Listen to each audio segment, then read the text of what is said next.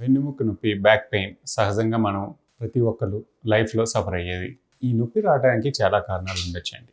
ముఖ్యంగా ఏదైనా దెబ్బ తగిలితేనో, లేకపోతే బరువు ఎత్తిన, లేకపోతే ఏదైనా ఇన్సల్ట్ అంటే ఎక్కువ పని చేయడం, ఎక్కువగా ట్రావెల్ చేయడం, ఒకే పొజిషన్లో ఎక్కువగా కూర్చున్నాను, నడుము పట్టేసిందని తరచుగా వింటూ ఉంటాం. వీటి వల్ల వచ్చే వెన్నునొప్పి ఒకటి. 2 మనం చేసే పని వల్ల, అంటే ఎక్కువగా కూర్చొని పని చేసేవాళ్ళు, లైక్ ఐటీ ఎంప్లాయీస్ కానీ, ఇప్పుడు ఏ జాబ్ అన్నా కంప్యూటర్ తోటే ముడిపడి ఉంది. సో ఎక్కువగా కూర్చునే జాబే అందరికీ. దీనివల్ల కూడా నడుము నొప్పి వస్తుంది. ఎందుకంటే ఒకే పొజిషన్లో ఎక్కువ కదలకుండా, అంటే పొజిషన్ వల్ల వచ్చే నడుము నొప్పి. ఇది కాకుండా విటమిన్ డెఫిషియన్సీస్ లోపం, ఎక్సర్సైజ్ లేకపోవడం. చాలామంది నడుము నొప్పి అంటే కారణాలు ఏదో తగిలింది, నాకు ఏదో ఉందనుకుంటారు. ఎక్స్రే తీయించండి, స్కాన్ తీయించండి, ఇవన్నీ నార్మల్గా ఉన్నాయి, అయినా నాకు నడుము నొప్పి. మీకు నడుము నొప్పి ఉన్నంత మాత్రాన స్కాన్లో కనిపిస్తుంది, ఎక్స్రేలో కనిపిస్తుంది అనుకోవడం అపోహ. ఈ నడుము నొప్పికి చాలా కారణాలు ఉంటాయి. 10-20% ఏదైనా దెబ్బలు తగిలితే వస్తే కారణాలు లేదు. 80% మందికి పొజిషనల్ ప్రాబ్లం, అంటే కూర్చునే విధానం, ఎక్కువసేపు కదలిక లేకుండా ఉండటం. 2 ముఖ్యంగా ఎక్సర్సైజ్ లేకపోవడం, ఏకమేపీ వాకింగ్ కానీ ఏది కానీ చేయకుండా ఉండటం, చాలా కాలం ఒకే పని ఎక్కువ కాలం చేస్తే కండరాలు దెబ్బతిని నడుము నొప్పి వచ్చే అవకాశం ఉంటుంది. 3 విటమిన్ లోపాలు. ఈ విటమిన్ B12 కానీ విటమిన్ D వల్ల కూడా వచ్చాయి. ఈ నొప్పికి గల ఏ నొప్పి అయినా దాన్ని పెంచే విధానాలు చాలామంది ఆలోచించారు, కానీ ఇవి కూడా ఉంటాయి. Like psychological factor, emotional factor, depression, anxiety, ఇలాంటివి కూడా ఈ నొప్పిని అధికం చేస్తాయి తప్ప తగ్గించేవి కాదు. చాలామంది ఇది ఒకటే నాకు ఏదో ఉంది అనుకుంటారు. ఈ ఫ్యాక్టర్స్ని కూడా తగ్గించుకోకపోతే తరచూ చాలామంది నడుము నొప్పి అని ఫీల్ అవుతూనే ఉంటారు. సో ఇవి 80% ఆఫ్ ఫ్యాక్టర్స్లో ఈ ఫ్యాక్టర్సే ఉంటాయి. ఆర్గానిక్గా ప్రాబ్లం ఏమీ ఉండదు. ఈ దెబ్బ తగిలిన వచ్చిన నొప్పి కొన్ని రోజులు రెస్ట్ ఇస్తే తగ్గే అవకాశం ఉంటుంది.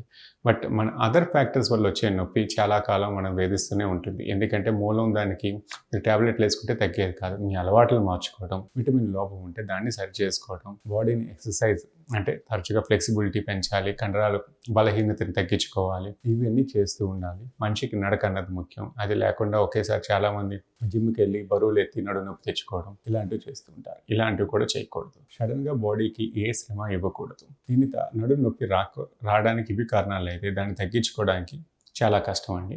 మనకి చెప్పాను కదా, దెబ్బ తగిలి ఏదైనా నడుము నొప్పి అక్యూట్ అంటే సడన్గా వచ్చింది, ఏదో పట్టేసింది, అలాంటప్పుడు రెస్ట్ కంపల్సరీ ఇవ్వాలి. క్రానిక్ నొప్పికి రెస్ట్ పెద్ద అవసరం ఉండదు, ఇబ్బంది పెడుతుంది. ఈ నడుము నొప్పి డిస్క్ ప్రాబ్లమా, ఓన్లీ నడుము నొప్పి అంటారు. చాలామంది డిస్క్ ప్రాబ్లం అని ఎంఆర్ఐలు చేయించుకుంటారు. నాకు ఎంఆర్ఐ రిపోర్ట్లో డిస్క్ వచ్చిందని నాకు ఇబ్బంది ఉంటుంది. డిస్క్ ప్రాబ్లం నడుము నొప్పి కన్నా కాలు గుంజటం, కాలు తిమ్మిరి ఎక్కడం జరుగుతూ ఉంటుంది. ఈ రెండింటికి కొంచెం తేడా ఉందండి. సో ప్రతి ఎంఆర్ఐలో రిపోర్ట్లో డిస్క్ ఉన్నంత మాత్రాన మీకు డిస్క్ ప్రాబ్లం ఉన్నట్టు కాదు. ఎందుకంటే 100% మందికి ఎంఆర్ఐలు చేస్తే నార్మల్ వారికి, కొంతమందికి అంటే 50% మందికన్నా డిస్క్ చూపిస్తుంది. వీళ్ళందరికీ ప్రాబ్లం ఉన్నట్టు కాదు. సో రిపోర్ట్ని బట్టి మీకు ఏదో ప్రాబ్లం ఉంది, రోగం ఉంది, నాకు ఇబ్బంది పడుతున్నాను అనుకోవడం కూడా అపోహే. సో డిస్క్ ప్రాబ్లం అన్నది ముఖ్యంగా నడుము నొప్పి కన్నా కాలు గుంజటం, తిమ్మిర్లు పట్టడం, సూదులు గుచ్చినట్టు అనిపించడం, ఇలాంటి ప్రాబ్లమ్స్ ఉంటే డిస్క్ ప్రాబ్లం, లేకపోతే సయాటికా అంటామండి. అది ఉందా లేదా అన్నది మీరు నిర్ధారించుకోవాల్సి మీ డాక్టర్ పరీక్ష చేసి మీకు చెప్తారు. అలాంటిది ఉంటే దానికి ఏదైనా మందులతోటి, ఫిజియోథెరపీ ముఖ్యంగా ఫస్ట్ జరిగేది ఇది. ఈ రెండితో తగ్గకపోతే ఆపరేషన్ ఏమైనా చేయాలా, ఎంత మోతాదులో మీకు ఇబ్బంది పెడుతుంది, మీ కదలికలు ఏమైనా ఇబ్బంది పడుతున్నాయా, స్పర్శ పోయిందా అనేది చెక్ చేసిన తర్వాత దేనివల్ల మీకు ఇబ్బంది తగ్గుతుందో అన్నది చూసుకోవాలి. చాలామంది దీన్ని ఎక్కువ కాలం ఏమీ చూపించుకోకుండా పర్లేదు తగ్గిపోతుంది అంటారు. కొంతమందికి రిలీఫ్ ఇస్తుందండి, అందరికీ రిలీఫ్ ఇవ్వాలని లేదు. కాకపోతే మీకు ఉన్న సైన్స్ని బట్టి, మీ డాక్టర్ పరీక్ష చేసిన దాన్ని బట్టి కొన్ని రివర్సిబుల్ అయ్యే అవకాశం ఉంటుంది, కొన్ని ఇర్రివర్సిబుల్ అవుతాయి. తగిన టైంలో మీ డాక్టర్ చెప్పి సలహా ఇచ్చి ఆపరేషన్ చేయించుకోమంటే చేయించుకోవాలి. దానివల్ల నష్టం లేదు, ఉపయోగమే తప్ప.